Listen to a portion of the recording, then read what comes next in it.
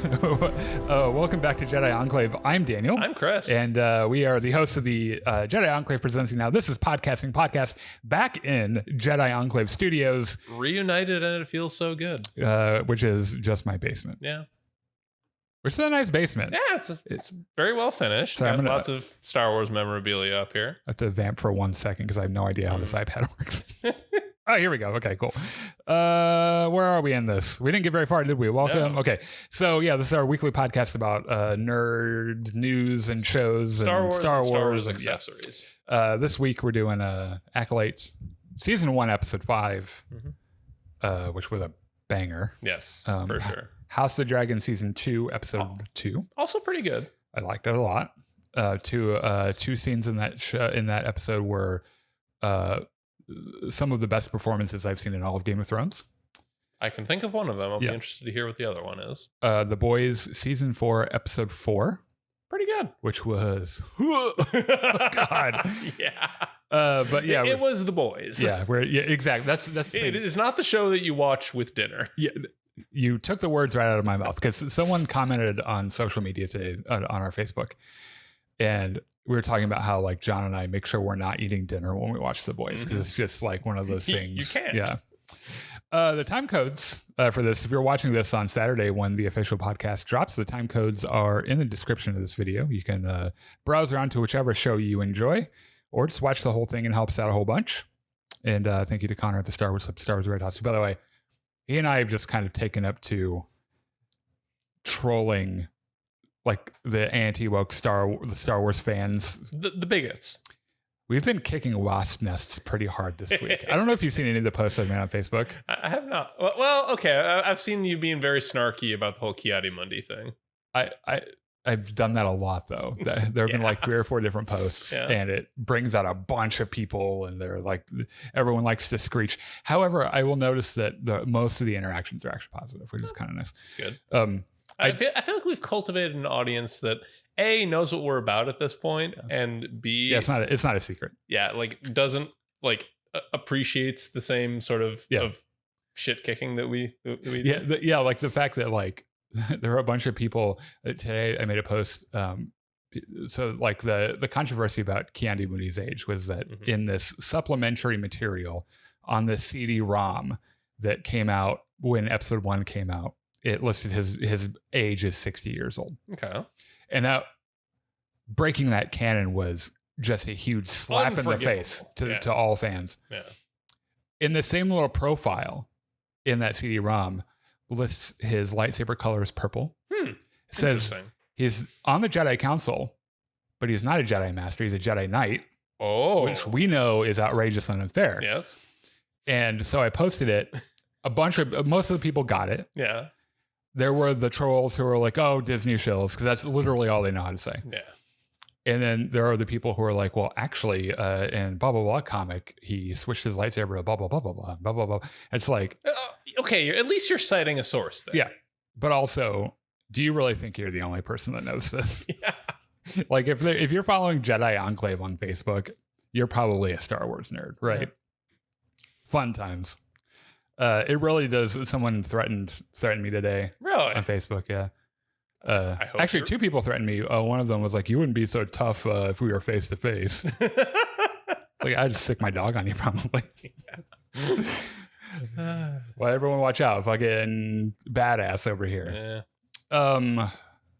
Man, what a time to be alive as a nerd that likes specifically Star Wars, House of the Dragon, and The Boys. Because all this shit is happening concurrently. Yeah.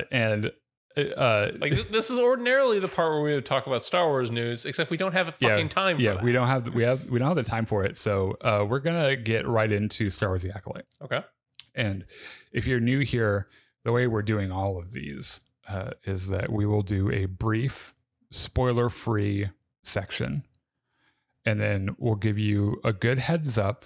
And then you can fuck off if you haven't seen the episode yet, respectfully. Yes. And then come back after you've seen it. And at the end of each of these, I put a post up on our Facebook, which, by the way, you should check us out on Facebook, YouTube, and Twitch, and also Discord. The links of all of those are in the description of this video. But every week I put a post out and ask for people's theories and their thoughts, impressions, thoughts and prayers, and all that other bullshit. Yeah. So at the end of these, each one of these will be reading some of those as well. So, what else was I going to say? This is a live show. Oh yeah.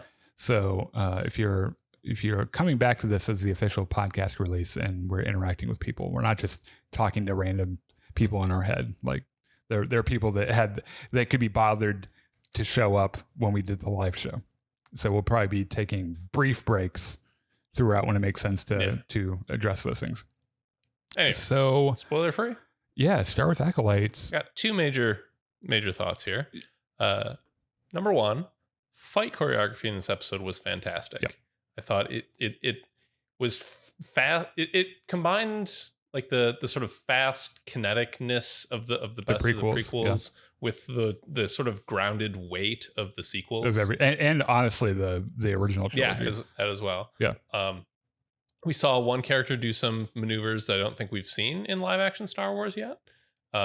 We saw a whole bunch of characters sort of acting out their character through the fight choreography in a couple ways, which is always fun. That's some good storytelling. Yeah, that's some of my favorite stuff in Star Wars hand-to-hand or lightsaber-to-lightsaber combat.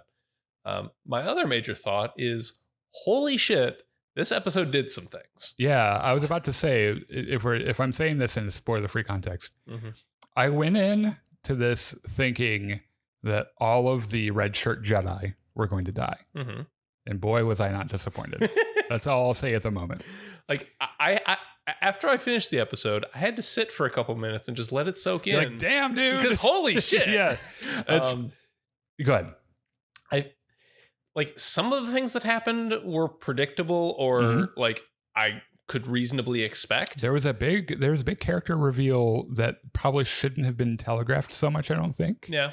But on the other side of that, if they hadn't, you know that there would be people out there who be like, well, that came out of fucking nowhere. Yeah. It doesn't matter. They could have been a little bit more subtle, but yeah. I'm okay with that. Yeah. I saw a thing about how Leslie Headland was talking about, she wanted to make sure that it was solvable. Yeah. And I think what she meant was I wanted the idiots to get it. Sure. Yeah. So, but that being said, I liked the reveal. We were right, by the way. And I thought it was handled very well. It was, the visual reveal was masterful. The character reveal, and that character is acted so well. Acting and writing. Yeah. Absolutely. That I really enjoyed it. Let me give you some gripes. Okay. And I'm going to rail on this every single time that it happens and tell Disney, who, as everyone knows, we're on their payroll. Of course, yes. Because I know Kathleen Kennedy is watching this right now. Because she has nothing better to do on a Wednesday night. Right. Yeah, she and Brie Larson are done making out and destroying Star Wars. Yep. They're probably watching together. They're so cute. They're cuddling in bed. 30-minute episodes, at least five of which are credits, two of which are previously recap, on, yeah. which makes it's a 22-minute episode. Really, is not a good format to tell the story they're trying to tell. And there are some storytelling things that I loved in this. There are storytelling things that I didn't, and the reason is because the scenes weren't given enough time to breathe. Everything has to be at this like really quick clip, and you don't have time to stop and think about anything. They have to do a lot of telling and not showing because they don't have time to show anything because it's a 20-fucking minute episode, right? So instead of showing like they did in Andor, where something would happen and you would get a shot of Kino Loy or Cassian Andor, and they just absorb it and they get to act with their face. We don't get a lot of that. We get some of it. We don't get a lot of it. Right. And that's a huge problem for me. I think in an alternate universe where Disney didn't mandate that this had to be a certain number of episodes, this and the previous episode could have very easily been combined. Absolutely. I think they picked the logical point to split them, but I think didn't need to be split at all in the first place. Yeah. And I find myself, I think it's because House of the Dragon is out right now. I find myself comparing it. 66-minute episodes. Right. And it is unfair because Star Wars is not, it was never, and will never be House of the Dragon or Game of Thrones. It's just an entirely different thing, right? And so like I have to like shake myself off of that. But after seeing Andor, it's like you guys can tell an extremely dramatic story with an awesome cast, which they have for Acolyte. Do a full length episode and get a really good result out of it. And I wish they had. I said the same in my notes. I said the same thing about the fight choreography. It is surprisingly brutal. The music is premium tier, particularly in this episode, where you can hear the composer's horror genre roots. And he does this thing in Jordan Peele's films too, where he uses lots of human vocals. And it just sounds creepy, and it sounds really neat. The fight scenes look like a slasher movie, and they sound kind of like it too. Yeah. Characters we thought had plot armor didn't. Yeah. We're veering dangerously close to spoiler territory here. So I found that the pacing between the action and non-action was kind of funky, and I think this is the episode thing I'm talking about, the episode length, where they like all of a sudden we're in this badass thing, and then just like you blink and you're somewhere else, and we're walking through the forest, right? And it's just like that. If like that could be handled differently if the editor had a little bit more time to involve performances. They managed to get some really good violence in this episode, despite the rating and despite the nature of Star Wars. They're helped a lot by the fact that lightsabers cauterize, so there isn't blood. Right.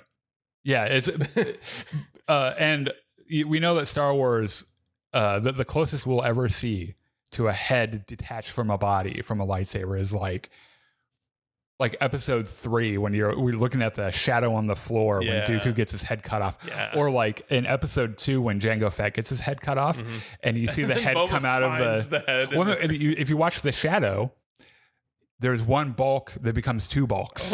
So like the head falls out of the helmet, but you don't see it. Like it's like a shadow, right? And that's kind of the nature of Star Wars. Like the story it's entertainment for children. Yeah, and I was thinking about this in the shower a little bit today. Like, I think this is one of the reasons that George sold it to Disney was because he was like, these are children's stories. This is a company that made billions telling children's stories. Yeah, so they get it, right. So I think that's why he because rumor has it he had approached Disney before to buy it, and they didn't want to, and then they did. So for what it is, I think it's probably my favorite episode so far out of the series. My favorite. Yeah. I'm gonna wait until the series is over before I kind of pass a final judgment on it. I think so far, Andor is still my number 1 Disney Plus show. Yeah. But I mean, anything could change in the next 3 episodes, right? Sure. Yeah. So let's talk about a little bit what happened. We're gonna get into spoilers. So if you've not seen it, it just aired last night. So go watch it. It's really fucking good. It's 20 minutes long. It's not very long. So go watch it and closer to 25. Yeah. So I'm glad that we open on right where we left off, right? And I was afraid that they were gonna do it's time for a flashback thing. Yeah. Because it kind of feels like something they would do. Just blue ball you a little bit. Just to get you one more week. Yeah.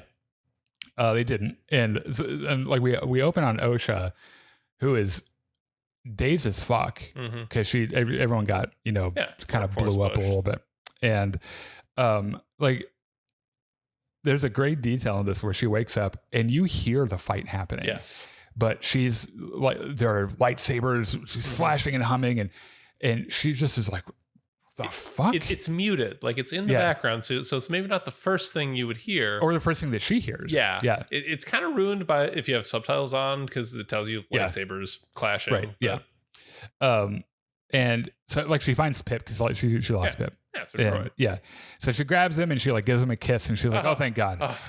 So so thank the Force. She starts to walk to see what the big kerfuffle is, and she trips and falls, and then we have the first casualty of the fucking episode. Just dead Jedi lying right there. She's face to face. Fucking Jedi Master goatee or whatever that was. She's like, oh god, eyes open, fucking dead as fuck, right? Yeah. So it kind of sets the mood for the whole thing, right? And she's like, well, I have missed something.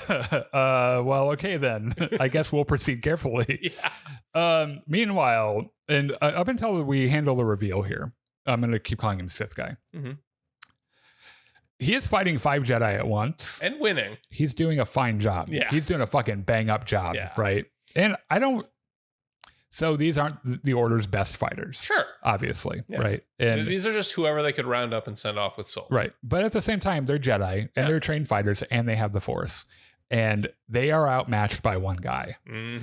And one of them is Yord, the lovable idiot. Yeah. Who has a good moment in this episode, by the way, where he actually uses his little Yord brain, works something out. Yeah. And then, so there's this fight, he's just like weaving in and out of these fucking Jedi. And there's this great detail that his helmet and his bracers are made from cortosis. I was going to ask because like, at a couple points, he like headbutts a lightsaber and it shorts out. It's like when your battery runs out of battery or your flashlight runs out of battery. It's like, what the fuck? What is this?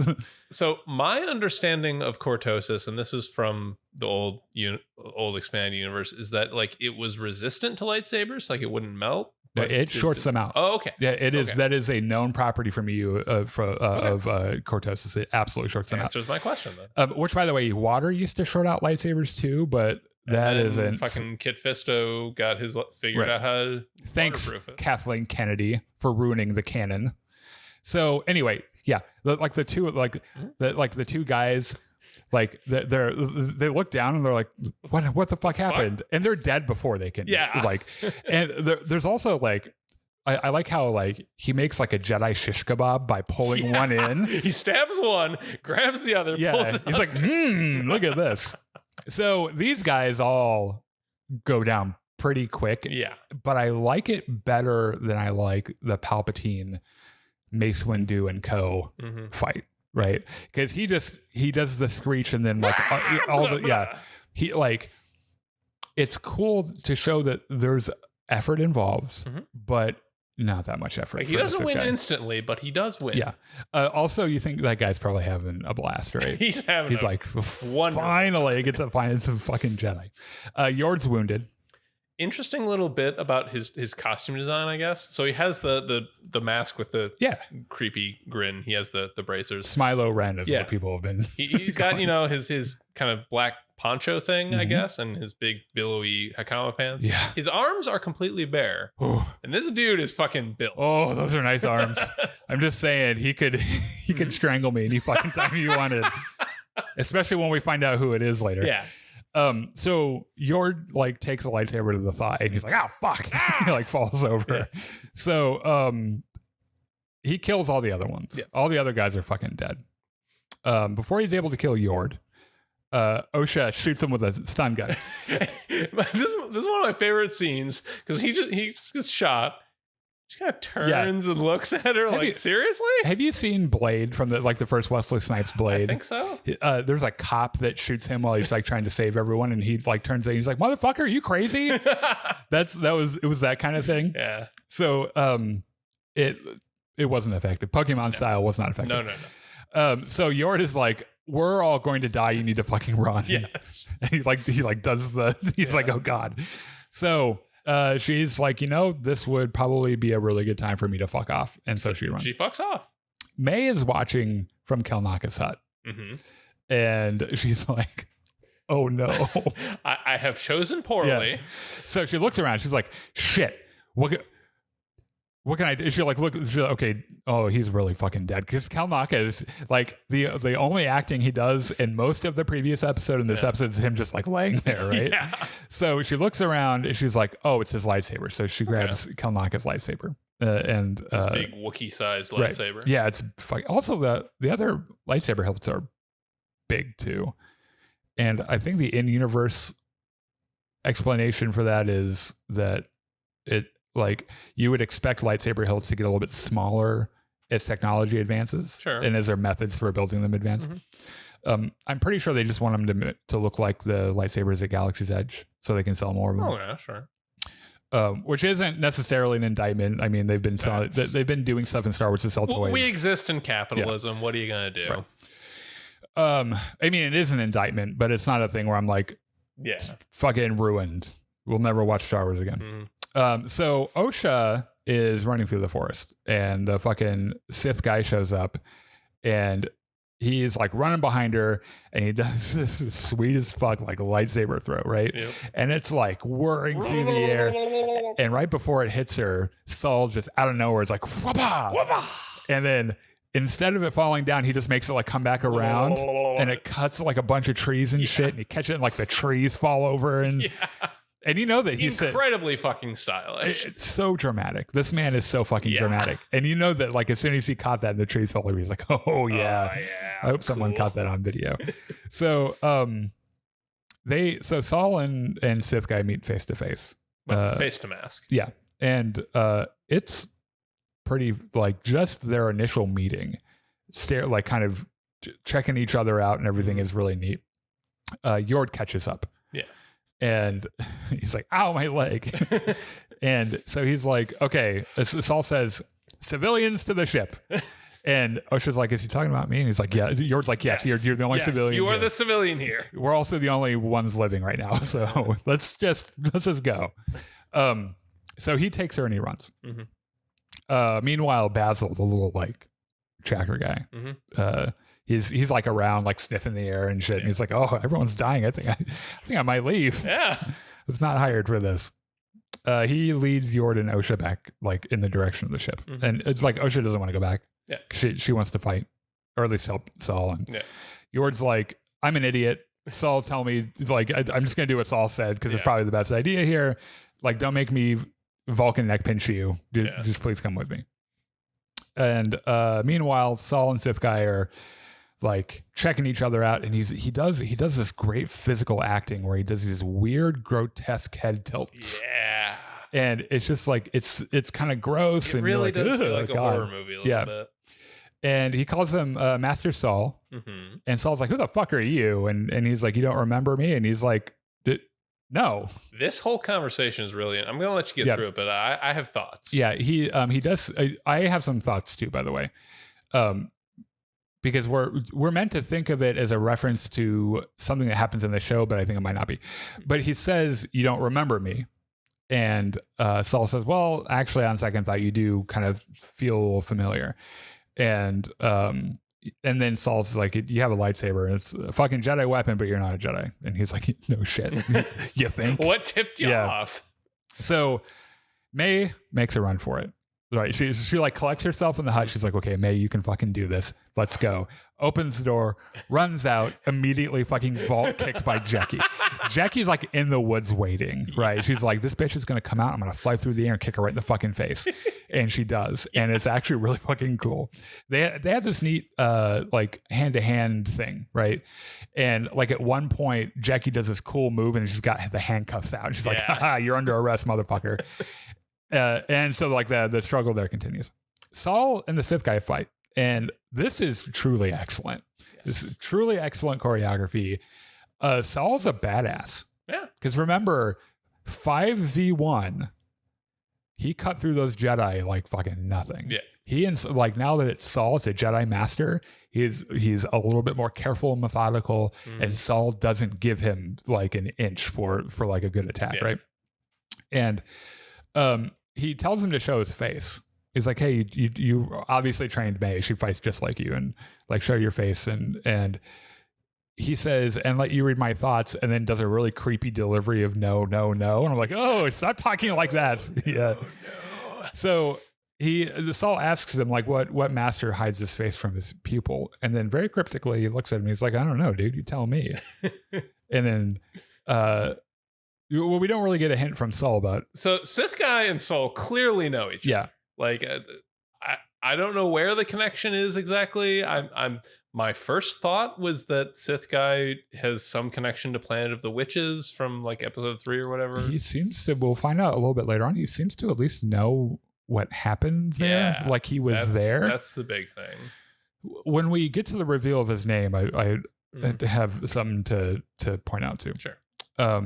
So the fight between May and Jackie is continuing. Jackie gets kind of hurt and she screams. And elsewhere, Yord and Osha hears it. Mm-hmm. And so Osha's like, we got to go help Jackie. I'm kind of crushing on her. She's kind of crushing on me. Yeah. And Yord's like, Jackie is a Jedi. And Osha and Jedi is like, don't do that. Yeah. Osha's like, yeah, the other Jedi were Jedi and they're fucking dead now. So Yord, we need, like, let's go save Jackie. And he's like, no, we're going to keep moving. So civilians to the ship. Yes. Yeah, those were my only order. Said in an amount of words I can handle. Civilians to the ship. So Sith guy knocks Saul over. Mm-hmm. And by the time he gets back up, he's pulled a Batman. He's just entirely gone. Yeah. And this is where one of those weird pacing things happen, where now Yord and Osha are just like kind of meandering through the forest, mm-hmm. right? They're not even walking with any serious, like... Well, the thing is, like, they reach the Umbramoth territory here, right? Well, not yet. They have a little talk first. Oh yeah, yeah. And she's like, "What the fuck is that thing?" And Yord's like, "I don't know. He doesn't follow the rules of combat. There's no method to his movements. He gets in your head, and I don't know how the fuck he does that." And someone pointed out on social media they took this as proof that he wasn't a Sith because Yord says that he's not. Like it sounds like he's poorly trained. By this point, the Jedi have not seen a Sith for 900 years. I would not, and Yord's an idiot. Yeah. Like I doubt he spent his weekends in the library looking up exactly what Sith do. I would not take Yord as an authoritative source here. Also, I kind of took him to mean that like Sith guy didn't do the lightsaber duels for gentlemen class. Yeah, he didn't do what the Jedi expected. Yeah, because I mean, whether or not he's self-taught, which I don't believe, he killed 5 Jedi and it was easy. Yeah. Like the dude just fucking laid the smack down on them. Mm-hmm. So that's what I'm kind of taking it to mean. Like he doesn't fight fair is what I heard. So Osha is like, oh, my mom, the lesbian, get over it, guys. They're lesbians. You're going to have to fucking deal with it. Could get in people's minds and turn them into lesbians. Mm-hmm. Not really. Okay. And he's like, oh, well, that's really interesting. Let's keep going. And I think that, like, that is kind of was a clue to me about maybe who Sith guy's master is, because I don't think he's the master. Okay. I think that might be someone else. May and Jackie are still beating the shit out of each other. Yeah. And Jackie gets the upper hand. Like at some point, May pulls out a knife and starts throwing. Yeah, and Jackie's like, you bitch. And she gets the upper hand and gets the other handcuff on, fucking hands behind the back, and she's like reading the Miranda rights and shit. She likes arresting people, by the way. Like one of her thing. The first things we learned about her is fucking, you're under arrest in the name of the blah blah blah blah. Yeah. So she takes Kalnaka's lightsaber from May, and she's really offended that she took it at all. You fucking bitch! Yeah. You took his lightsaber. Which, like, you know that May's internal monologue was like, did you see what was killing all of your friends? Like, I needed something. Yeah. Which, by the way, why wouldn't May just be like, look, I know I did something wrong and like you guys are after me, but do you really think that our best bet is to not be fighting together against whatever the fuck that is? I don't think Jackie would have. I don't think May is thinking logically at this point. Yeah, I think she is shitting her pants. Yeah. So Sith guy shows up right as she's like getting the handcuffs on, and attacks Jackie, and takes her off guard a little bit. But then Jackie's like, "Oh well, let's fucking fight then." Lightsabers. I know how to do lightsabers. Daphne Keene. Maybe it's because I saw her in Logan. That little ball of dangerous rage. Yeah. That's all I saw the whole time she was fighting. Mm-hmm. I was like, I would not want her swinging something at me. Yeah. So, the Sith guy is like, "Hey May, you should learn from this Padawan. She's a loyal pupil." And then he shorts out Jackie's lightsaber, and Jackie's like, "Fuck you! I got another fucking lightsaber." Pulls out Kalnaka's lightsaber. Just this fucking cool dual wield thing with the Ahsoka Tano backwards grip. Yeah. May like gets her legs through the handcuffs and then like starts running away again. She just wants to leave. Yeah. She just wants to go home. She just wants out. Yeah. So Sith guy notices during the fight he damages Jackie's lightsaber, I think. And she looks down at it and looks up and he's pulled another Batman and he's just gone. So Yord and Osha get to that spot from the last episode with the bugs, right? And they like Yord turns his lightsaber off and Osha has to tell Yord to turn his lightsaber off because he's too stupid to do it himself. Yeah, because it's like, why? And it's like, were you not here the last fucking episode? Bugs. The thing Soul had to kill. You it's watched the light. You literally heard him say it's attracted to the light. Like, what the fuck, man? He's like, I'm having a bad day. Okay. Aren't we all? Yeah. And you can tell that like she's got an idea about the light thing. And then Sith guy shows up. So as May runs through the forest, Sith guy gets in her head, and there's this really neat, like they do this really neat shot where it's like a close up of his face, but it's like a steady cam of him running through the forest. So like his head is very still, but everything behind him is really chaotic. It's really creepy. Like it's really gross. And he's like, "You motherfucker, were going to betray me." And she's like, no, don't fucking do that thing. Out of nowhere, fucking as she's running, he like just appears and goes to take her head right off, right? And she ducks, and then she tries to apologize. She's like, I'm so sorry. Yep. To be fair, I've never seen you down 5 Jedi before. Had I known that before, maybe I would not have tried to betray you. So she's like, forgive me. I was weak. And he's like, motherfucker, you've always been weak. And then he cuts her handcuffs off, which I thought was really interesting. Well, he swings at her and like she kind of dodges and brings the handcuffs up. What I saw was him purposefully cutting the handcuffs off. It's possible. I interpreted it as her bringing them up to... Anyway, the handcuffs come off, right? And before he's able to kill her, Saul shows up and attacks. And fucking... Then Jackie's there. Yeah. And like they work well together as a unit. They do one of the things in episode 1 where like Obi-Wan and Qui-Gon are so in tune with each other that they don't need to communicate what they're doing. And then, like this is the one spot where like Obi-Wan like goes to hit Maul and then fakes him out, and then Qui-Gon goes the other direction and everything. They have like that kind of dynamic going. And so they 2v1. And then May is like, I guess I'll run again. I'm on. She spends this whole episode running away, right? And before she runs away, Sith guy tries to kill her. And Saul and Jackie save her, and then they keep fighting. So Osha is hearing voices now in her head. And it's not the first time. So she's like, again with this bullshit. And she tells Yord, like, we got to go back. Like, he's going to kill everybody. And Yord's like, he already has killed everyone, pretty much. Like, everyone would include us if we went back. She's got Pip. And, like, this light idea is still in the back of her head. And she's like, follow me. So the Sith guy shorts out Saul's lightsaber. And then Jackie just goes absolutely apeshit. And, like, she gets good ground on him. Yeah. She hits him in the face. If he knocks his fucking helmet clean the fuck off. But the Sith guy pulls out a surprise second lightsaber in his lightsaber. Yo, dog, I heard you like lightsabers. And he fucking kills her. Yeah. Stabs her like once here and then here. Yep. Unceremoniously fucking, it was like, I'm tired of you, child. Get the fuck out of my face. And she's dead. And dead as a doornail. They do this reveal where she hasn't fallen over yet, and he's standing behind her, and then she falls over, and then you see that it's Kamir. And I have in my notes, first of all, he looks so good, like both sexually and conceptually, right? Because he doesn't have the poncho on anymore, and everything's black, but he's got his fucking his tunics and this big fucking like Kylo Ren looking thing, and he's got his Hakama pants on and these nice fucking arms. And I'm telling you, like, Yord Horde is out. It's like Kamir cult now, right? Okay. That's where we're going after this. So Saul is kind of bereft now, right? And like he says her name, and then you son of a bitch. Yeah, and he's like, Jackie. And then Kamir's like, is that what its name was? And it's like, damn, dude. Damn. Like, you killed her. Wasn't that enough? Jesus Christ. And he was like, she was just a fucking child. And Kamir's like, you fucking brought her here.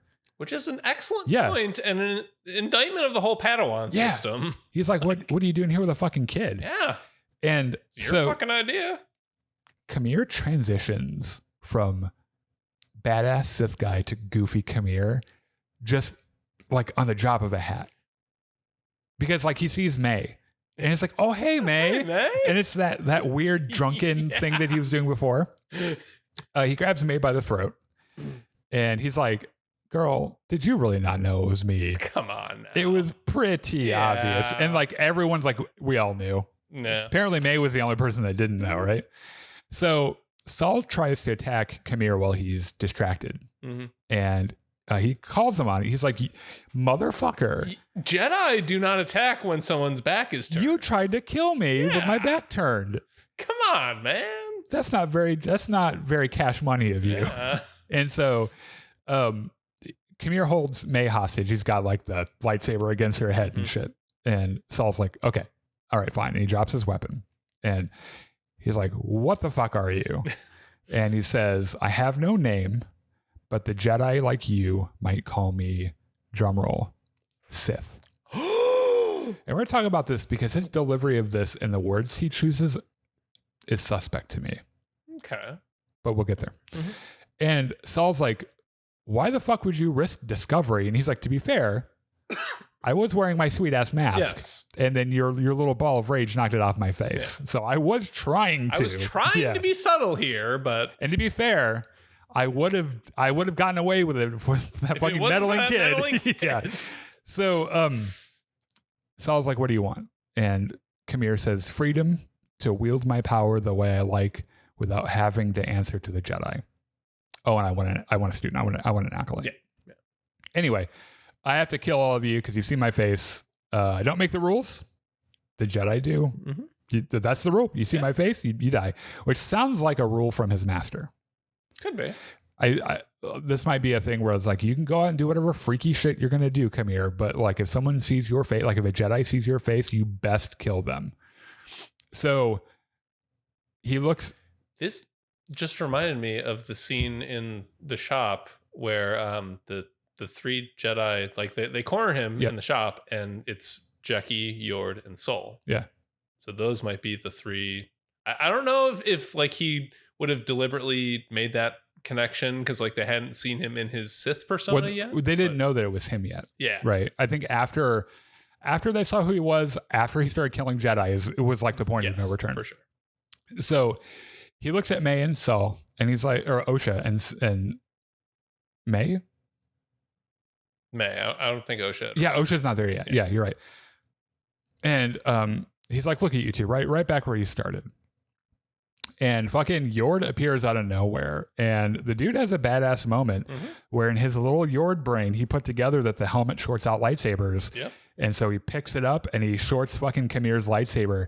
And they've got a moment where they're like, you know, they're kind of locked together, but Kamir grows tired of him and fucking breaks his neck. Yep. Right. And down he goes. It's violent and brutal and fucking dead as a doornail. So did not expect that to happen either. So I assumed that Yord was going to die. I did not see Jecki coming. Jecki was like, holy shit. Like I figured that Jecki and Saul would be the ones to walk away from this. Mm-hmm. He throws Yord's body like a fucking used towel, just fucking throws him aside. May goes to run. Osha, who is with Yord, is like, not again, and shoots her with a stun gun. Mm-hmm.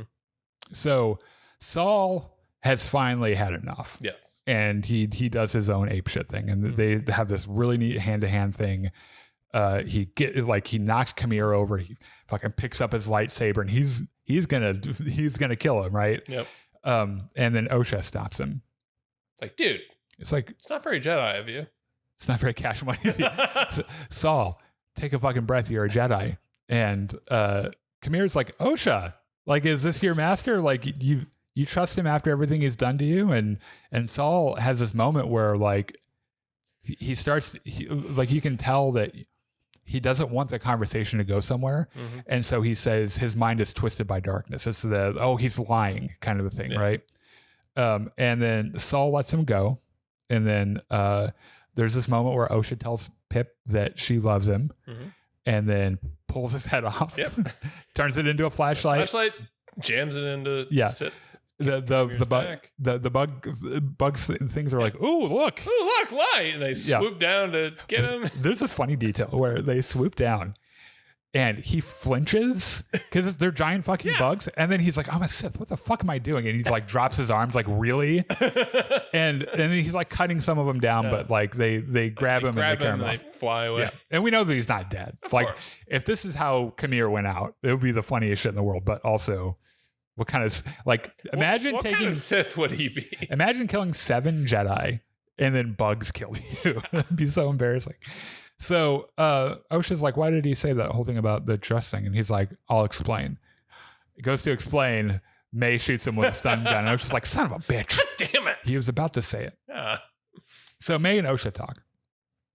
And it more or less boils down to the same argument where Osha's like, May, why are you such an asshole? And Osha's like, let's climb into each other's bodies and we can never be apart again. And she's like, that's really fucking creepy, May. No. Like, why is this your thing? Why are you like this? She called her on starting the fire. And her response, May's response to that was, they've brainwashed you. They've turned you against me. Which is not a denial. But I think it's also an acknowledgement that Osha doesn't actually know what happened there. I don't think May started the fire. Okay. Maybe she started the fire, which is bad enough, mind you. She tried to kill her sister, right? But like that leading to that reactor thing exploding. No, that was certainly not it. And like all the witches being dead, that was not the result of one little fire. Right. So she gives a little bit of emotional manipulation. She's like, please choose me, or you never choose me. And it makes me very sad. And they hug, and then Osha is like, that was a trick hug, have an arm lock. And puts her in an arm lock, and she's like, you're under arrest. Taking a page out of Jackie's book. In the name of the Galactic Senate of the Republic, you're under arrest. And May kind of gets out of it, force pushes her and knocks her out, right? Well, they trade wrist locks first. Yeah.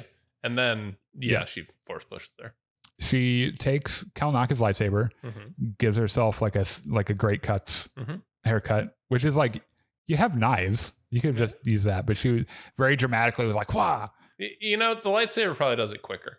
That's true. But then you have to smell the burning hair, which I assume is probably pretty gross. So she cuts her own hair, and then it cuts away. Yep. I think she kind of bends over Osha and she takes a look at her. Yeah. So elsewhere, somewhere, wherever the bugs took him, Khmer has freed himself from the bugs. So they're all dead. These fucking bugs. Yeah. Dude. And he floats down like a dainty little butterfly. And he's like, motherfucker. Fucking 7 Jedi. These fucking bugs. It's a good thing they didn't team up. Who the fuck knew what would have happened? Yeah. So Osha approaches Saul, who we I know, I understand. Okay. There is it's that moment in The Last Jedi. Actually, this is a thing in the other scene. Basil scurries by and picks up Pip's head. Oh yeah, okay, yeah. So there's that.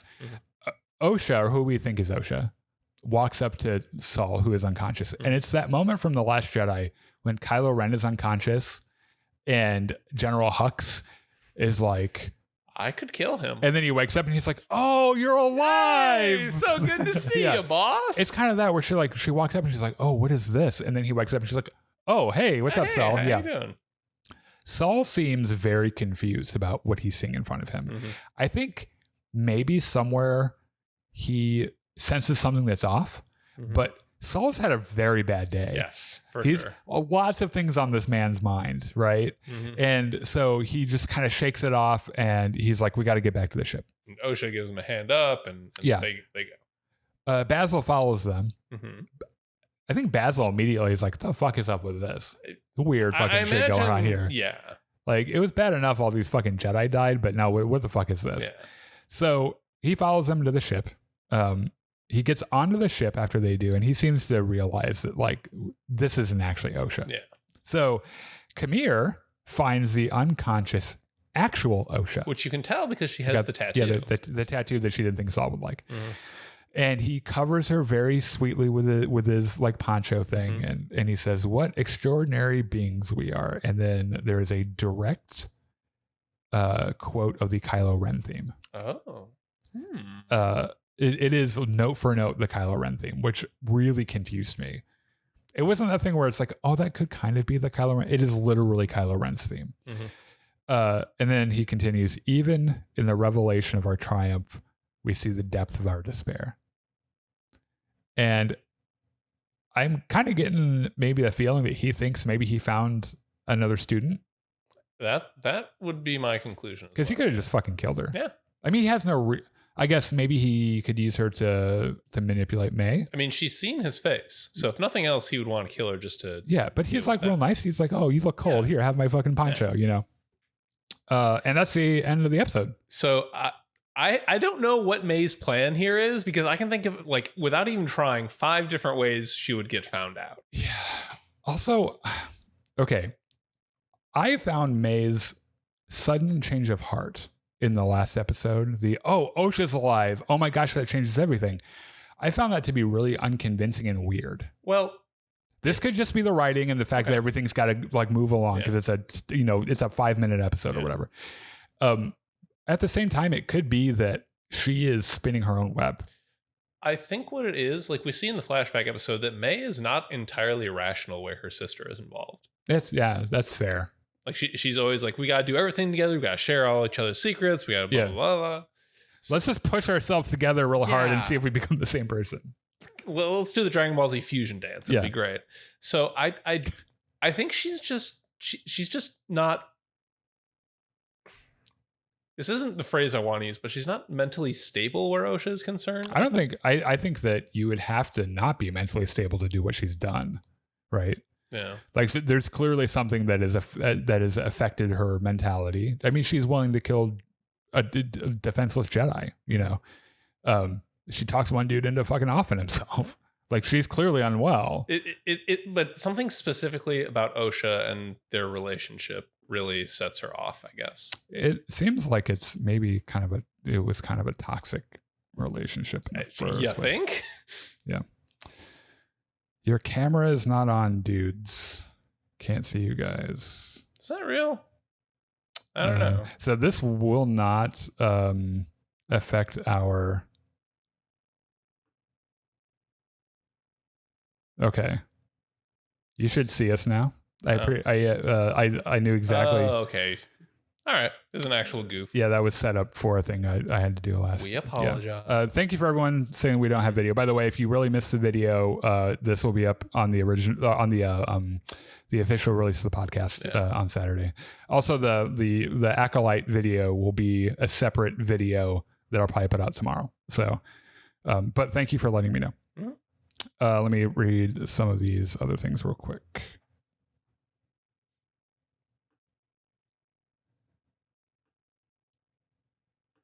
And I would have gotten away with it too if it wasn't for you meddling Padawans. Love the prison shank style. I think that's talking about... Actually, I don't know. Yeah. I almost thought when they're hugging that they would absorb into one being. I'm sure that May really wants that. Yeah. She'd probably be thrilled.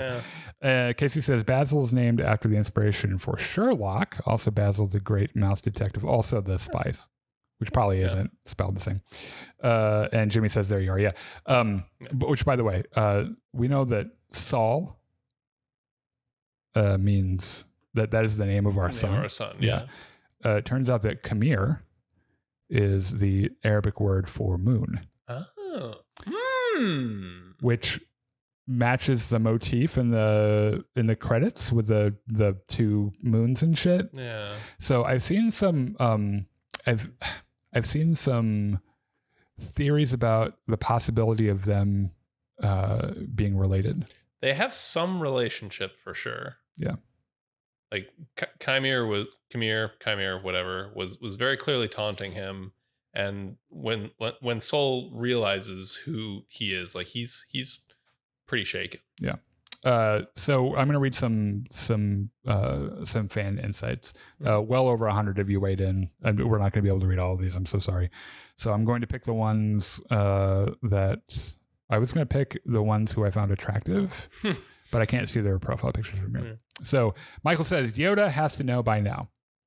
I don't think so. In fact, so I do think the first, possibly second thing Sol does as soon as he gets back to the ship is call Vernestra Rowe and say, we have a problem. All my friends are dead. There's a Sith out here. We need help. Yeah.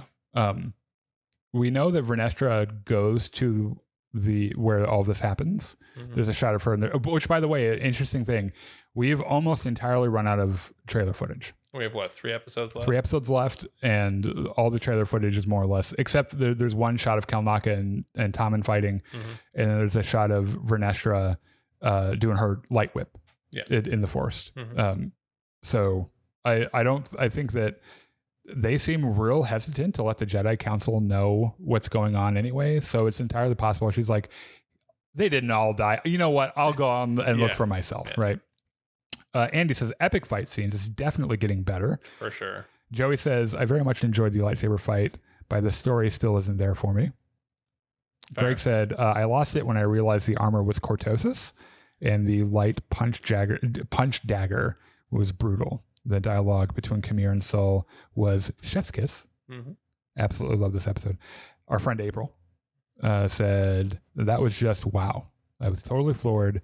Still many more questions and answers, a lot to wrap up. I hope they do a good job. Me too. Sam says, great episode. Tim says, it was a fight that I don't wish to see again. Well, that's the magic. It's spooky, yeah. Well, I think he meant it in a snide kind of way. Wow. Which it's like, you don't have to watch it again. Yeah. You didn't have to watch it the first time. I'm not holding you down making you watch it. Ralph says, joke I made last week turned out to be correct. Ha ha ha ha ha ha ha. I don't know how to say this to you, man. I didn't hear your joke, but I'm sure it was hilarious. Clark Kent, spelled with K's, says, great episode. Getting better, I must say.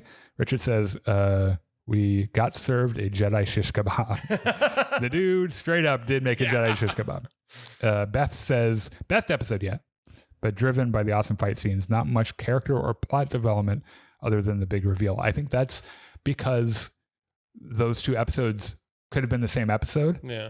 And it could, and if that had been the case, they could have had character development and a cool ass fight. And then all the boxes are checked and then you have a good episode, right? Who is Kamir's master? Asks Ryan. I think it might be Master Coral.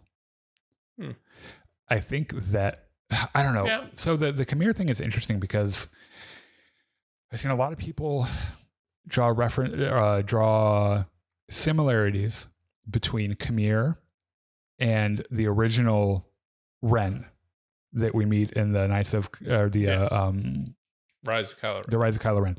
The thing is that by the time Ben kills him, he would have to have been 160 years old, which he's a human. Yeah. And that's a little bit unbelievable than slightly extending a Syrian's lifespan. But the resemblance is striking. It wouldn't surprise me if we find out that maybe someone saw him somewhere and was like, oh, that's fucking cool. And that's how they thought that's how the Knights of Ren were born, because they're all fucking posers anyway. Yeah. It would make perfect sense for them just to pose off of Kamir, right? I think everyone agrees that he's not the master. There are some people who don't necessarily think he's even a Sith, that maybe he's a pretender because of the way that he's like, oh, well, you might call me a Sith, right? I think what's possible, at least what I would like to see, is that we find out he's the apprentice and is trying to find a way to do his Sithly duty and finally kill his master. Yeah. And it probably ends up failing. I would bet Kamir dies by the end of the show. And then it's probably Darth Tenebris. They could fudge Plagueis' age a little bit because he's not human. Like that species can be however long lasting they need him to be. But there's something weird going on with Kamir, and April, our friend April, is right about there being more questions than answers, which is the mark of a good show. Yeah, that's you want to keep asking those questions. So, all right. We've been doing this for a really long time. I think we need to kind of be a little snappy about House of the Dragon. I think we'll be as snappy as I want to be. Okay. See how firm I got there. Yeah, sure. It's your universe. We just live here. Yeah, you're all NPCs in my game. We're all just figments of your imagination. Yeah, I kind of figured that The Boys would be the one where, because the thing with The Boys is that we the new episode comes out the day after our podcast is filmed, so we're never going to get it out on time anyway for it to be relevant. No. So that's where I figured like the sacrifice would be made. House of the Dragon, season 2, episode 2, Rhaenyra the Cruel. Ooh. Fucking another banger of an episode. This is one of those. Let's do spoiler free real quick. Okay. Phenomenal acting performance. Can't believe it. Can't believe how fucking good it is. All around. But there's cannot believe how good it is. Yeah. From everybody. Yeah. Just everyone in this show is just so fucking great. The Raymond Djawadi writes such good music, and in this universe, it is as important as any of the characters, and he knows right when to pull in a theme. They use there's a certain point of the episode where they use the same. He introduces a theme when Viserys dies in the next episode at the beginning, that he brings back in this episode. That is heart-wrenching and is so beautiful. Not a lot of crazy shit in this. Not a lot of crazy shit. We do. This is veering close to spoilers, but we do kind of see both sides kind of fracturing a little bit. Yeah, like they're not as united as they would like to be. It is sure nice knowing that Alicent is a terrible mother. Right? We kind of already knew that. Rhaenyra's a good mom. Alicent's not, unless your name is Helena. And then she loves you very much, right? Well, I mean, look at her other 2 sons. They're psychopaths. Yeah. Oh, in different ways. Yes, holy God. Very much so. But yeah, but this episode was one of those classic Game of Thrones, let's all process what just happened episodes. The thing is that ordinarily in the formula, that's episode 10. This is 2. Yeah, it's like the big thing happens in episode 9. Ned Stark dies. There's the Red Wedding. The Viper in the Mountain. Fucking Jon Snow died. Spoilers, by the way. All this shit. Episode 9. Episode 10 is the let's process and think about what happens next, and then it's over, right?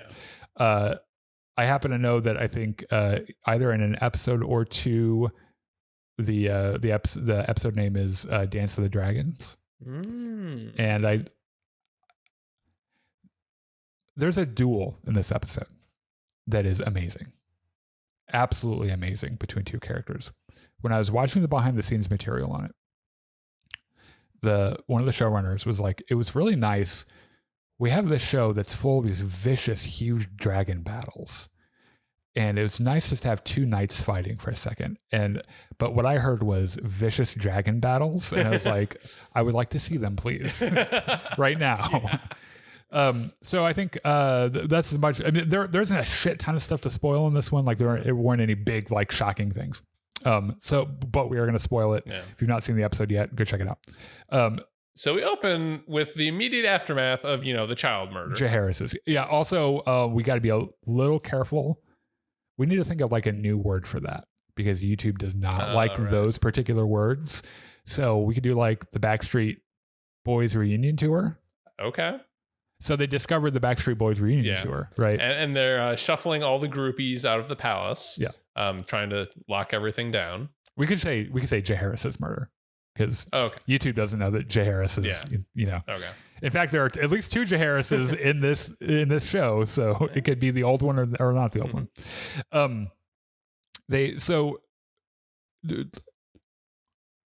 The discovery of the murder is shocking to everyone. Least of which, or most intensely for Aegon, who is losing his shit. Rex Viserys's model city. Dude, come on, I know. But holy shit. Yeah. That was your father's life's work. Yeah. They made a stunt version of that because they were so attached to the original one they built. They just did a stunt one so you could wreck it. They 3D printed it, by the way. Oh, cool. Yeah, it's pretty neat. Aemond finds the secret door in his room that they came in. He's like, Oh. I don't think he knew that was there. I don't think so. I think he was like, I have secret passages in my room. He also notices that all the coins that they're using on the map were gone. Yep. And like you can see, he's got one eye, but he's got a big fucking brain, right? The wheels are turning there. So Otto and Alicent have a little talk, and Alicent's like, I'm being punished by the gods, and she's really upset that Helena is hurt, right? And Otto is already thinking politics. Otto's like, first of all, there is no God. Yeah. Second of all, Otto, we turn this to Otto would be an atheist. Yes. Otto would be a Christian when it is politically expedient. Whatever the dominant faith of the seven. The seven or the 7-pointed star, right? Whatever. Whatever. He would be religious when it's politically advantageous. And he's like, I got a banging idea. Let's parade his dead body through the street with you guys right behind him, and we'll get a bunch of sympathy from everyone. Allison's like, that's a terrible idea. He's like, no, it's actually really good. And she's like, I guess so. Yeah, you convinced me. Helena is that's a terrible idea. Yeah, Helena's not very keen on it. They have a small council meeting. Aegon just rages at everyone. Yeah. There's this really interesting. So he turns to every person at some point. It's like, it's your fucking fault. Does it to Cole. Turns to Kristen Cole, says, where the fuck were you when my kid was at the Backstreet Boys reunion tour? Yeah. And Kristen Cole says, I was abed.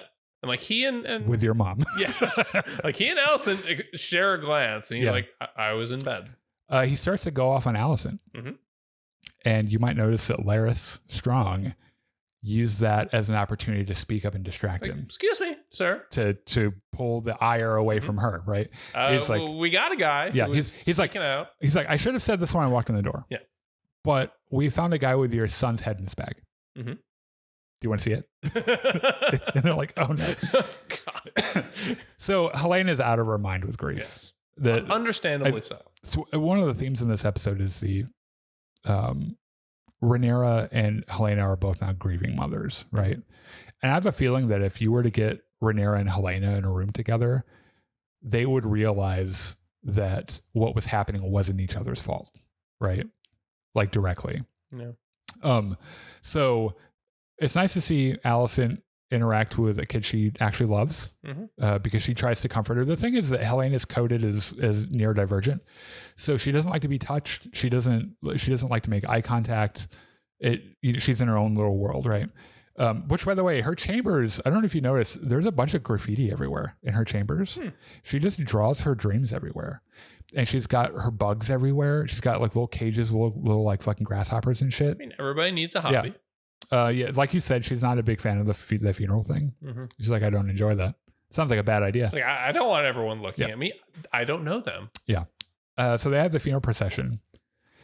And obviously it's a publicity stunt. And they're pulling Jaehaerys through on his little funeral thing. There's a really disturbing look at Jaehaerys with his head stitched onto his neck. So I guess the in-universe explanation for this is that the Silent Sisters didn't have enough time to do all of their work because Otto wanted it out like good to go, like right? The next day. Yeah. They got the one guy that got that. I also think it's a little bit more like if your goal is to get people upset about this, it's more convenient to show it like a little bit brutal. Yeah. Like it reminds me real world parallel, Emmett Till. Oh, sure. His mom insisted on open casket service, right? Yeah. So that people could see what they did to her child. Were you afraid that head was going to fall off the whole time? No, because I was. If it was the boys, yes. Oh yeah, it was like land in Helena's lap or something. But this is not that kind of show. Yeah. I thought it was going to fall off, or he was just going to fall off entirely. That's an amazing prosthetic, by the way. That's not the actor. I would hope not. It's not CG. It is. They took a body scan of that actor and just made a fucking unlifelike looking thing. There's the one guy that got hired just to walk in front and shit on Rhaenyra the whole time. He's like, look at how much of a bitch Rhaenyra is. Rhaenyra the fucking awful. Rhaenyra. And Rhaenyra the pretender. Yeah, he's spilling all the tea about Rhaenyra, right? Because you know that this is a guy that like Otto has to know in his personal life. He's like, oh, he shits on people so well. We're gonna get that guy. So, like we said, Jaehaerys' head is mostly secured to his body, which I think it was a purposeful thing. All of the small folk are throwing hops. Yeah. Right. And there is this gorgeous shot, this like award-winning shot of Helaena looking up into the sky with her veil. And it's slow. They shot it at 40 frames a second so they could do slow motion and get all the detail and stuff. And I've seen people theorize that maybe she's having a vision. I think that's what we were meant to take away. It's a good spot to she also is like about to have a panic attack. Yes. Which I think any normal person would anyway, right? But it's a good spot to note that there are shots from the trailer that didn't make it into the episode, which means that either they're not from this episode and they're from something else, and maybe it was a vision that she had. Or they pulled a Rogue One and shot things specifically for the trailer. Yeah, maybe. Or they just didn't use it, which was Alicent and Helaena in their funeral garb running away from a chasing public. So I don't know what's up with that. The funeral carriage gets stuck on a rock, and that's when I thought his head was going to fall off. I really did. And of course, Eric is the one who's like trying to like it's a fucking rock.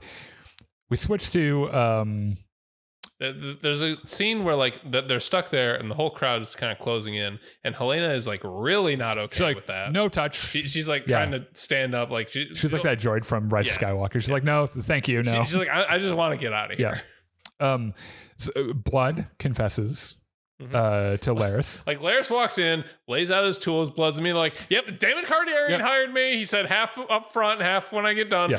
We got a rat catcher. He's how we got into the castle. Would you like to know anything else? Blood's like, let me tell you, this is your lucky day. I am the easiest interrogation you will ever have. And so he's like, okay, well, I'm not going to cut you to pieces. And he's like, you're not going to fucking do things to I'm me? not going to touch you, but he is. And then fucking Aegon walks in with a mace. Yep. Beats the dude dead, right? So on Dragonstone, Rhaenyra learns about the murder. She's like, I didn't order that. Yeah. Why did people think I had anything to do with So this? first of all, Jace wants to go and patrol King's Landing, and she will not hear of it. And it's because she's like, oh, our kids are in play now. And like if we're doing the son for son thing, he's one of my sons. Also, she probably has a little bit of PTSD from Lucerys. Yeah. And so she's like, nope. We'll send literally anyone else. Yep. So she's like, I wonder who could have done this. And Rhaenys looks over at Daemon, and Daemon's like, Daemon just looks bitch, back it was me. Let's not shit ourselves here.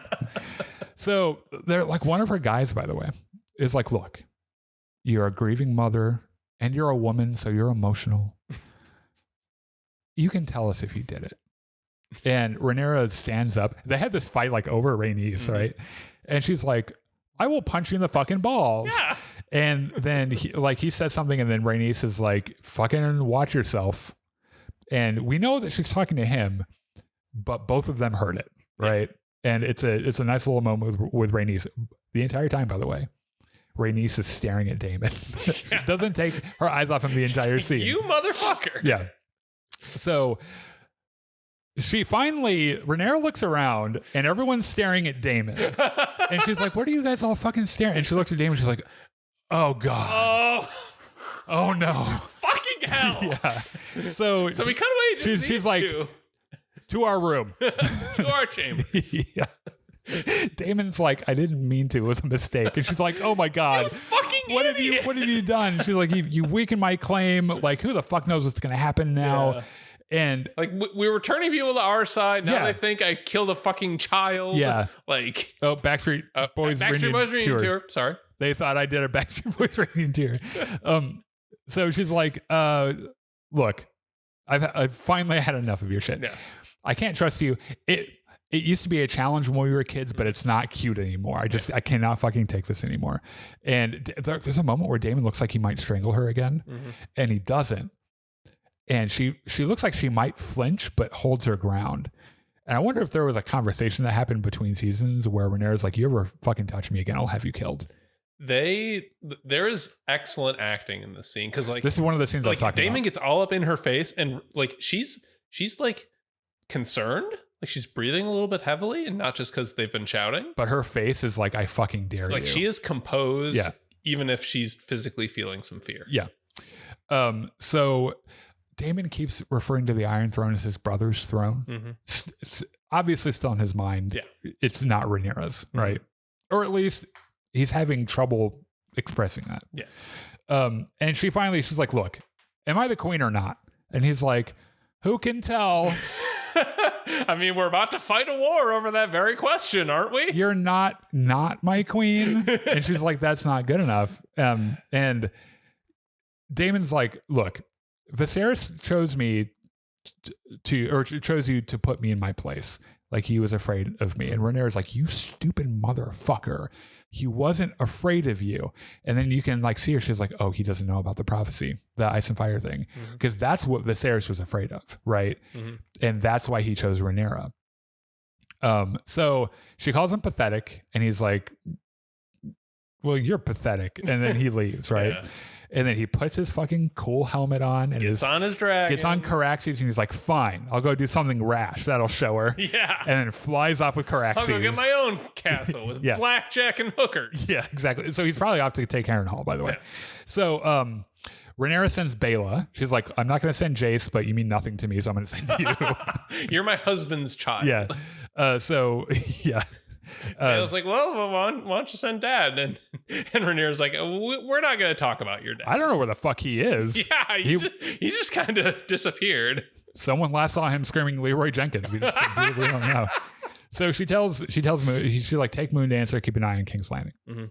So there's a really touching scene where Rhaenyra's playing with her kids, and there's a moment where like the sunlight's shining through the window, and like it's catching the dust particles. And it looks like the funeral scene with the hops and everything.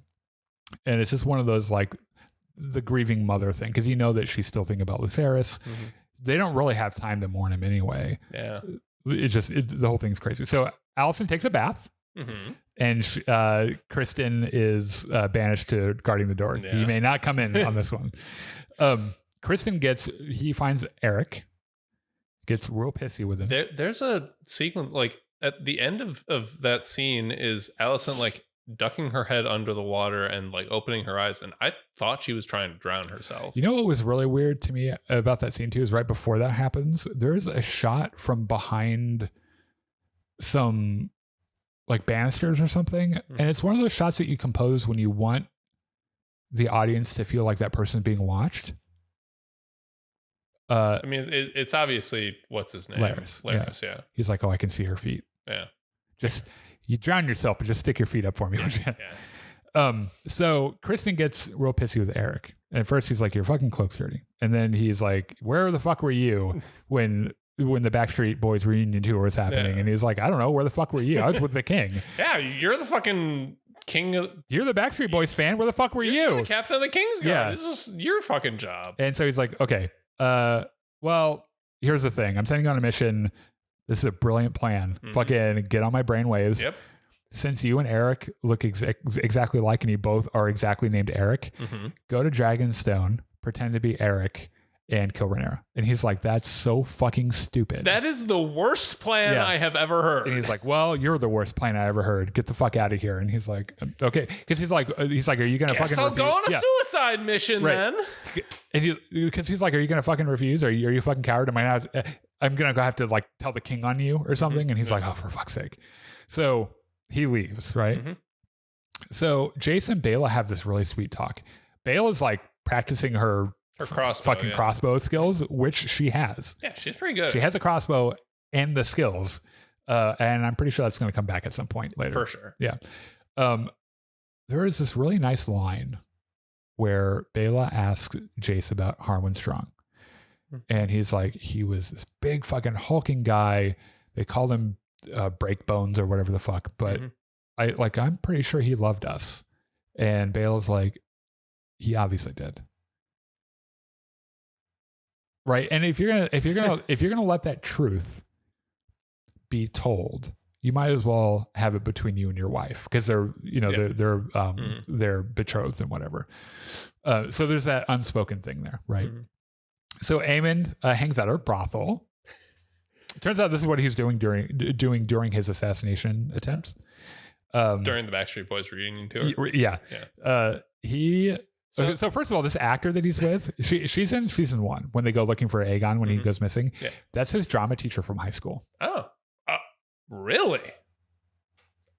Yeah.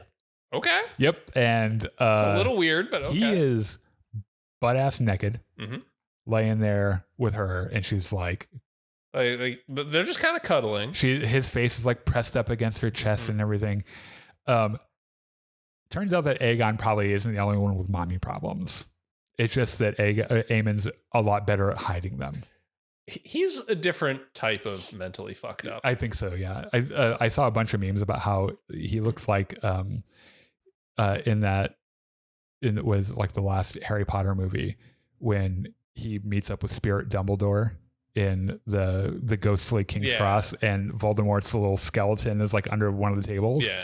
He kind of looked like that. A little bit, yeah. Like someone should probably feed Aemon a sandwich. He look. I mean, he's a little slender. Yeah. He expresses some remorse about killing Luke. He's like, I didn't fucking mean to do that. He's like, the night of the Backstreet Boys reunion tour, I'm pretty sure they were trying to kill me. Yeah, like my life sucks. Yeah. Can you be my mom?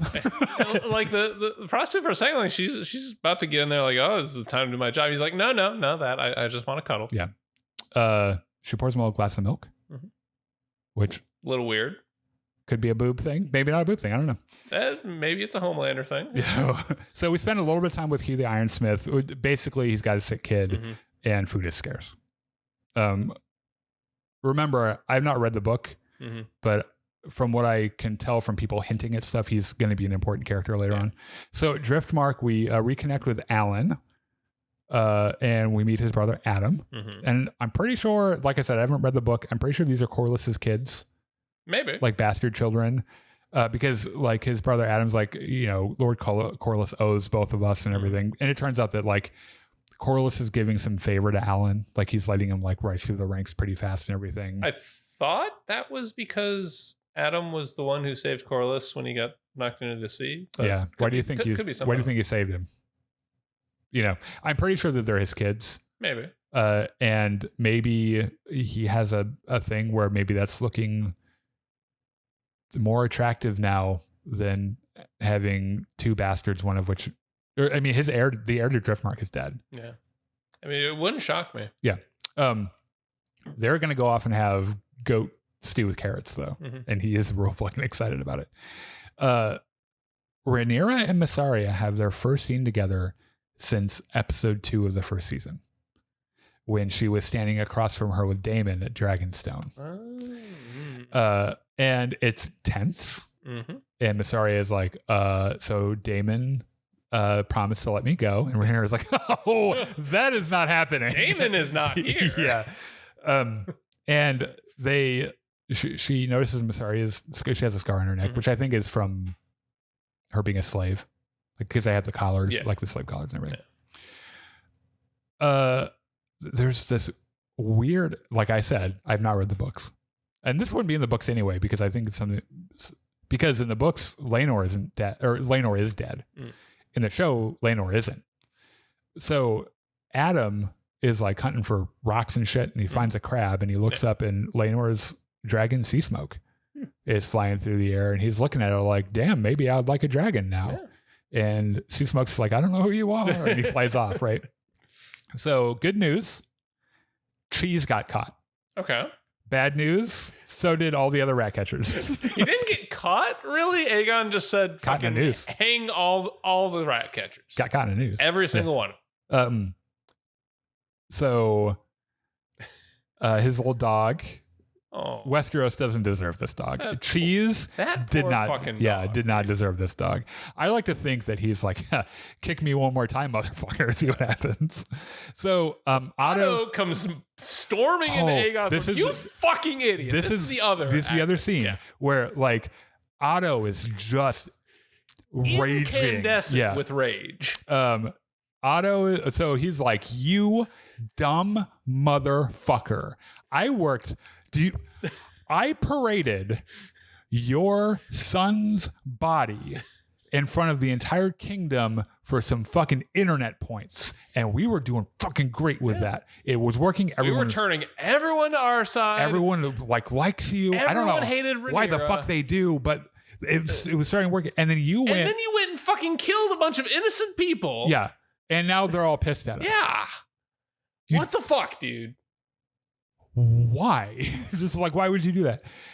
And what it ultimately comes down to, I think, is that Aegon is very impetuous and impatient. And now he's pissed. Yes. Yeah. He's pissed and he has all the power in the world. Yeah. So he already naturally would have been like his very nature would be to do things rather than think and plot and scheme like Otto does. Yeah. And now that he has like his own rage of my son went to the Backstreet Boys reunion tour, he's just doing things. Yeah. I think it's interesting. He said something about I don't want to spill ink. I want to spill blood. Mm-hmm. So Otto realizes in the moment that maybe he and Viserys had a good thing going. Mm-hmm. And he's like, Jesus, I miss Viserys. I think this is the moment he realizes Aegon is not Viserys. Yeah. Like, they are very different. Like, Viserys was content to just sit in his room and build his models and let Otto run the kingdom. To do everything. Yeah. Aegon is way more hands-on. Yeah. So Viserys is, or Aegon's like, well, Viserys is fucking dead. And Otto's like, don't fucking remind me. I know. And let me tell you, kid, we're all fucked as a result. And he said, Viserys is right about you. And Aegon says, my father chose me. And I was like, oh, you really believe that? Oh, really? Is that what happens? Yeah. Are you sure? And it's funny, like, we know what happened between Viserys and Alicent. Yes. Otto doesn't buy it. Because that like Alicent said it and he's like, oh, that's a good one. That's the perfect pretext. Wow, man, you learned fast. That was really good. Yeah. And she's like, no, I'm being serious. It's like, oh, I'm sure you are. I raised such a good actress. Yes. So Aegon fires Otto, and who does he hire to be hand of the king? Fucking Kristen Cole. Because why the fuck not? This was a terrible choice. Well, the funny thing about the scene too was that he tells Otto about Kristen Cole's plan to have Rhaenyra killed, and Otto is just like, just looks at him like. Eye twitches. He's like, just like gonna lose it. Have you fallen on your head recently? Yeah. And like Cole is so proud of himself. So he's like, oh, you fuck. Well, except that, like, when he tells him to take off the pen, he's like, fucking Cole's going to be hand of the king. And he's like, I am not qualified for that job. Yeah. Just remember that, like, because he was talking about how, like, Otto said something about, the hand of the king has to be blah, blah, blah. And he's like, well, I don't want it to be that. I want it to be an iron fist. Yeah. And it's like, well, remember the old adage, the king shits, the hand wipes. Iron would be pretty uncomfortable. Do you want a big iron fist wiping your ass? Because that's probably what's going to end up happening. So Rhaenyra is like, Massaria, actually, you can go. Yeah. It's the right thing to do. And Massaria's like, thank you. Okay. That's neat. Strangely reasonable of a monarch, but okay. But here's the thing.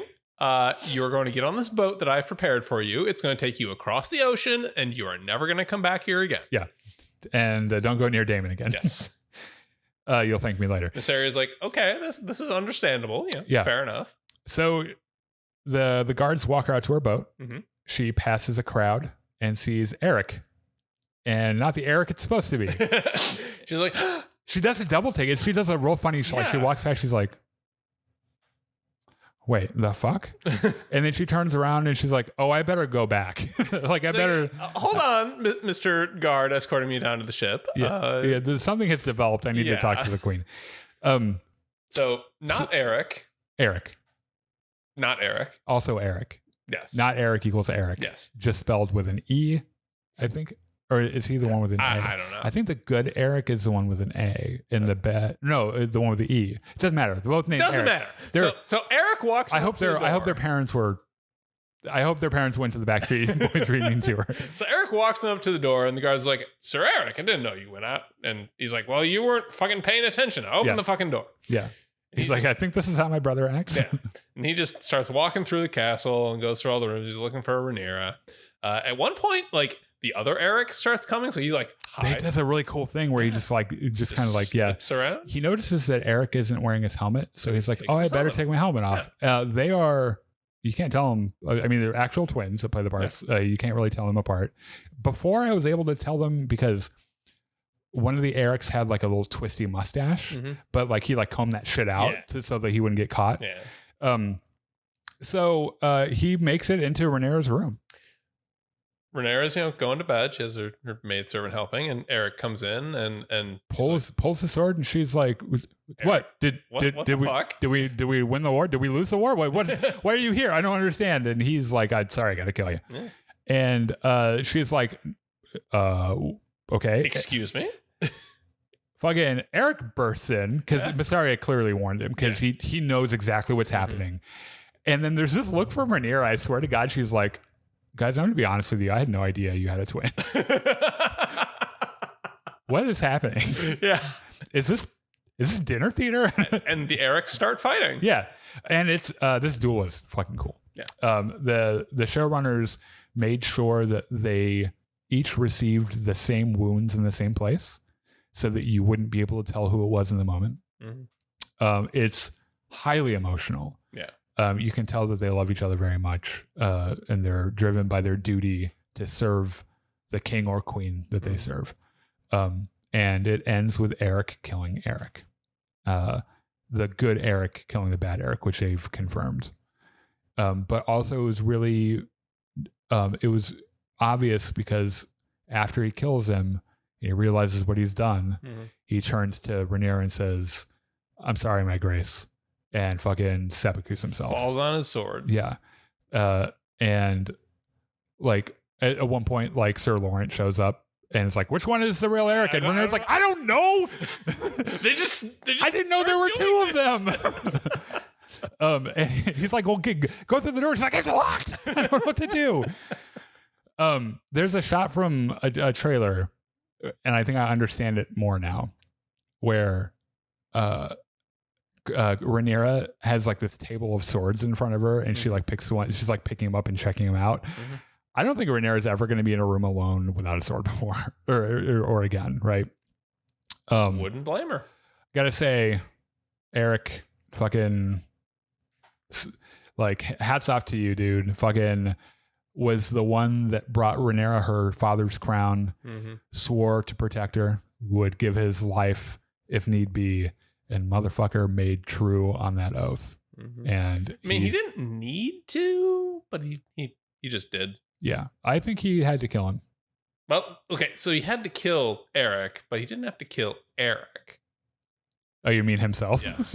Yeah, someone asked about that on social media on our spoiler thread and was like, I don't understand why he did that. And it's like he was like, I get it. Yeah, it's like like if you had a brother, I think you'd understand. Yeah, and it's.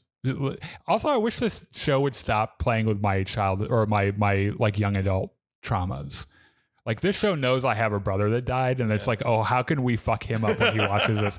Because that scene in the last episode where Rhaenyra and Jace have their first moment after Luke dies, like I've had a moment like that, and it's just like, oh God, like get the fuck out of my head with this. But that's why we watch this shit. Like it's like it makes you feel something, and that's it's so expertly crafted and well written that it's all perfect. So Alicent and Otto talk. He's like, you know what? Fuck this. I'm going back to Old Town. Yeah. And they mention Alicent's other son, Daron, who, as I understand, is in the book we've never heard of before now. And let me just say that it tracks that like Alicent's got a son out there that she's never mentioned. Yeah. She probably doesn't love him either. So she's like, I have a better idea than you going to Old Town. Why don't you go to Highgarden and start getting everyone whipped into shape and we can go to war? And she's like, Dad, I have a sin to confess. And he's like, I don't want to hear it. He smiles when he says, yeah. I don't fucking care. Yeah. And he's like, I'm not paid to care anymore. Yeah. I'm out of here. Yeah. See you the fuck later. Leaving. Yeah. Good luck with your dumb fuck son, the king. Yeah. Which, by the way, speaking of dumb fuck son, the king, she walks in on him, sobbing to himself, just so much grief, and he's so upset. And a good mother, like Rhaenyra and Jace in the last episode, would move to embrace him and comfort him. Mm-hmm. She does not do that. She moves to comfort herself And she goes to Kristen Cole and she's like, I just walked into my son being terribly bereft. Fuck me. And he's like, yeah, we can't do this again. They have a weird thing where like she like hits him a few times. Yeah. And I can't tell if that's just because of the situation or if they do this every time. I think it's the situation. I think it might be too, but somewhere in the middle of this, there's a scene where like Aegon and Helaena are going opposite ways in a corridor with their respective posses. I can't believe I forgot to mention that. And like Aegon like looks at her and then just keeps going, and Helena's really bothered by it. Yeah, it's the response from Helaena is so nuanced because she does this thing where she like. It might be the only person she wants comfort from. I can't tell because she's kind of hard to read. But he walks past her and she does this thing where she nods where she's like, yeah, that tracks. It's more or less what I expected. It's heartbreaking because they've both lost a child, and the same child. And it suggests that they aren't comforting each other for whatever reason, which is what you would expect a married couple that has lost a child. Yeah, it's hard to, because their relationship anyway is really weird. It's so incredibly fucked up because they're blood relatives who are also married. Yeah.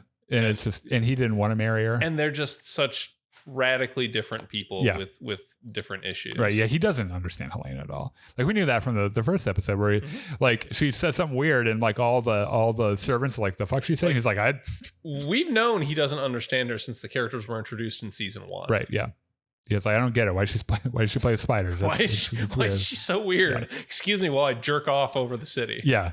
Yeah, it's funny that, by the way, when Allison walks in on him, I half expected him just to be like, you know what, just to release some tension, I'm going to jerk off into some small folk. But he's not. He's having a little cry to himself, you know? Yeah. Let me, real quick. And just to finish the thought that I interrupted, like, Allison slaps around Sir Kristen. He, like, kind of shoves her against the wall, and then they fuck. Yeah. And that's the end of the episode. I want to pull up our spoiler thread for this particular show. It's down there somewhere. It's past all the Kiadi Mooney posts I've made. I've posted a couple of House of the Dragon memes that have done well, and I posted a really good The Boys. Oh yeah, that's our spoiler thread for The Boys. Here it is.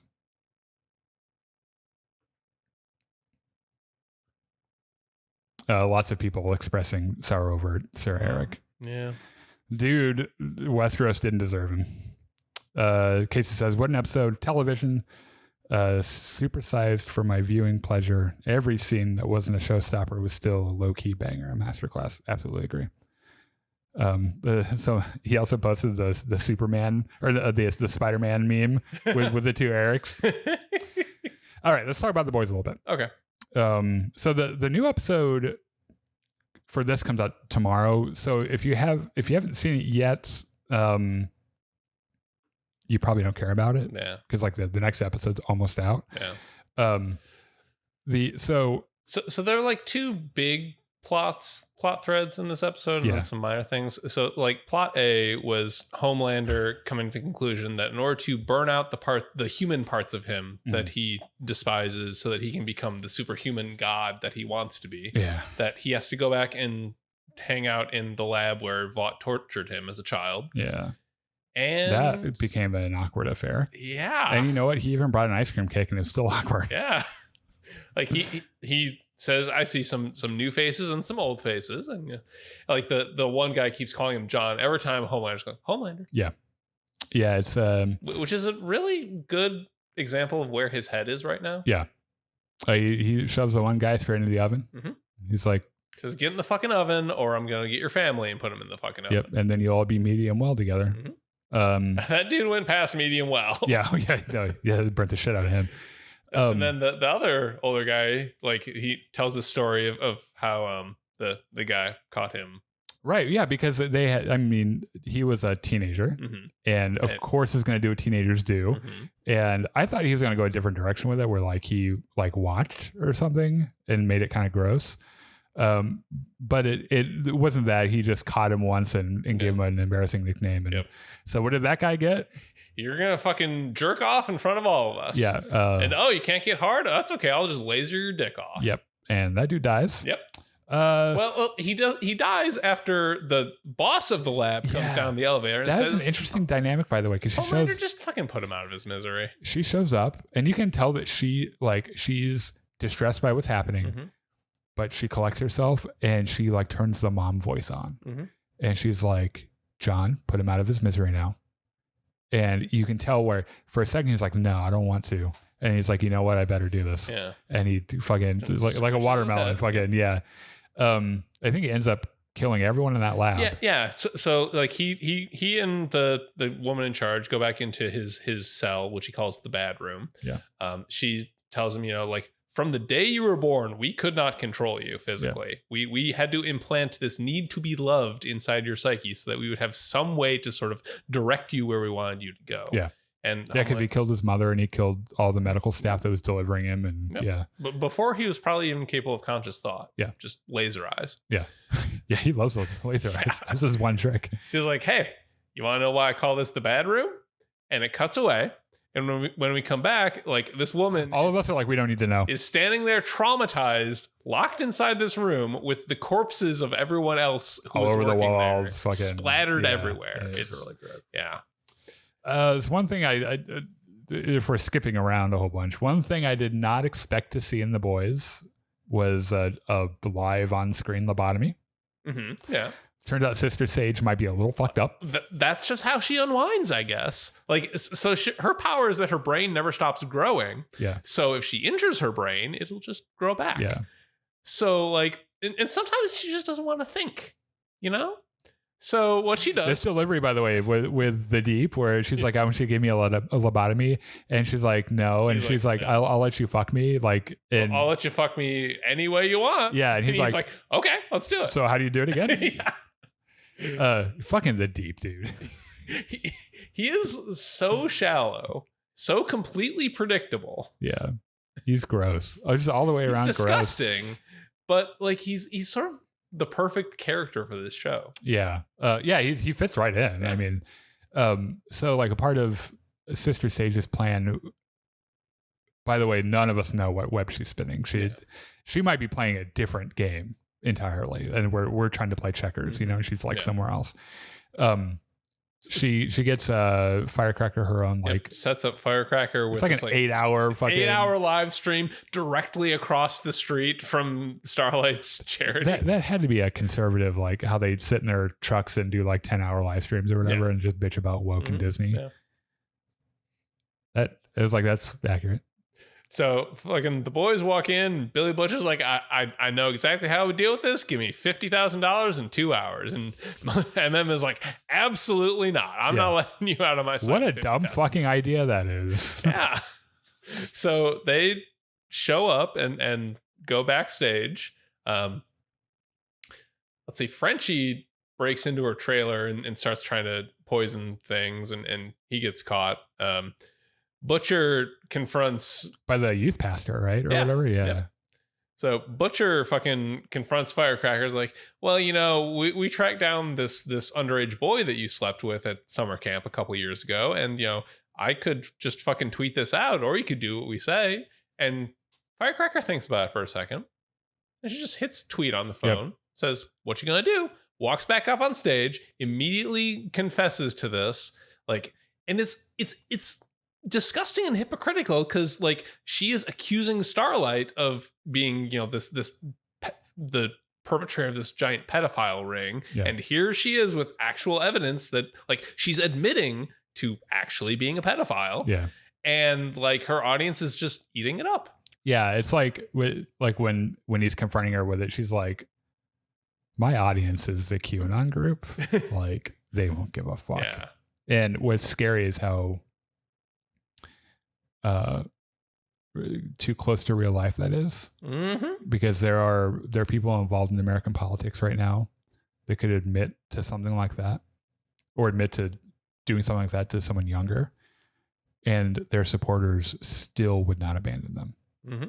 Just to the death, will not abandon them. Firecracker goes farther.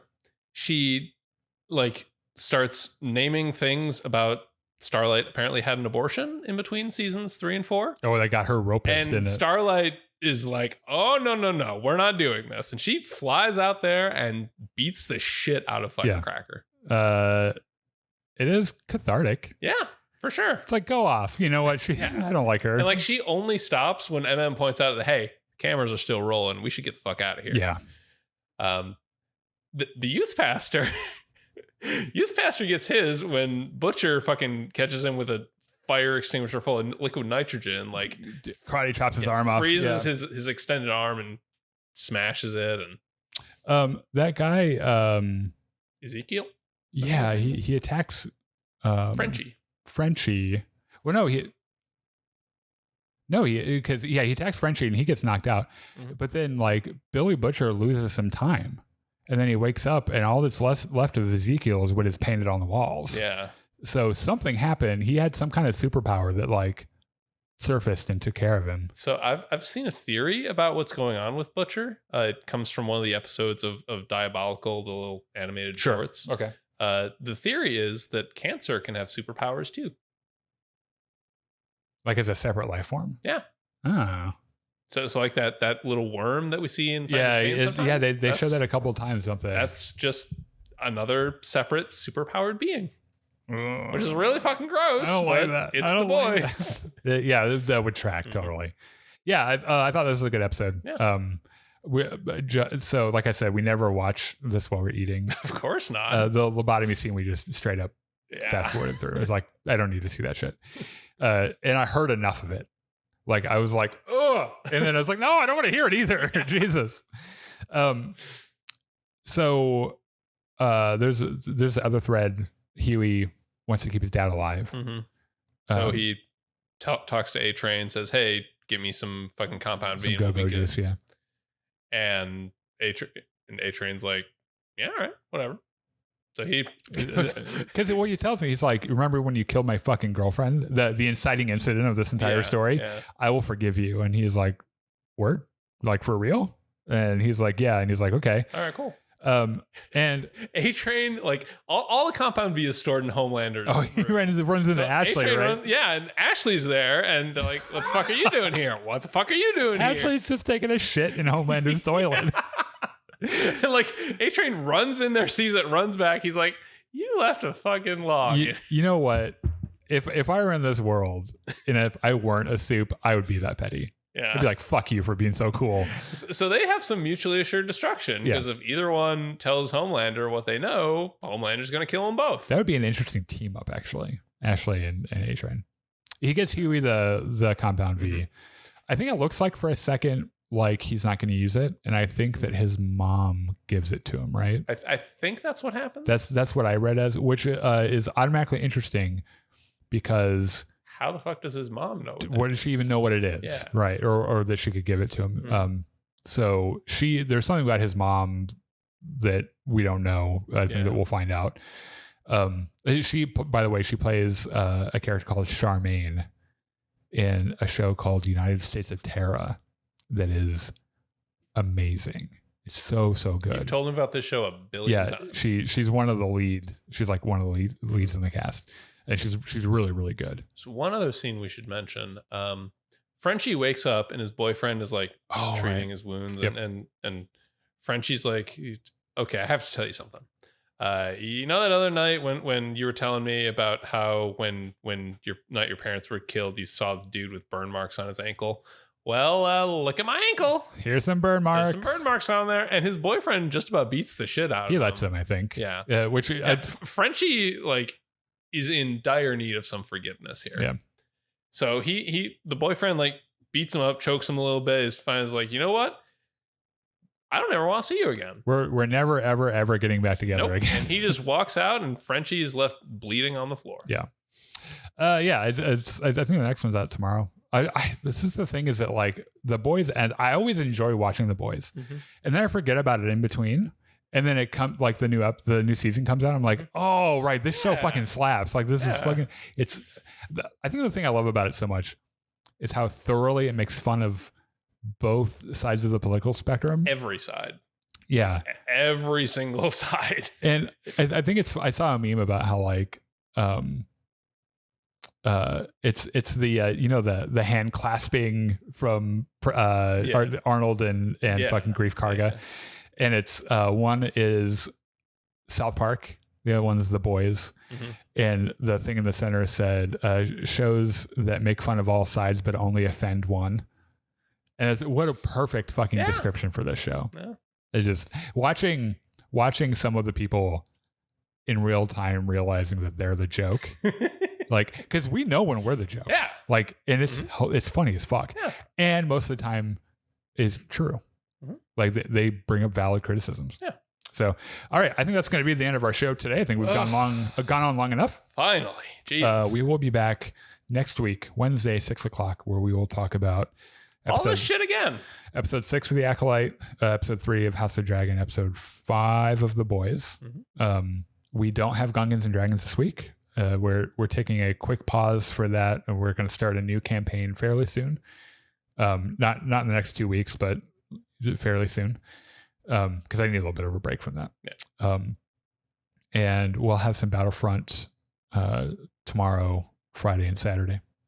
So you can come by and chat with us about all the shit you've been watching that you've been nerding out about. We'd love to hear from you. Otherwise, make sure you follow us on YouTube, Facebook Live, and Twitch. Join us on Discord. Mm-hmm. Let us know in the comments what you thought about any of this. Yeah. And thanks for joining us tonight. We appreciate it. And have a good night. Bye-bye.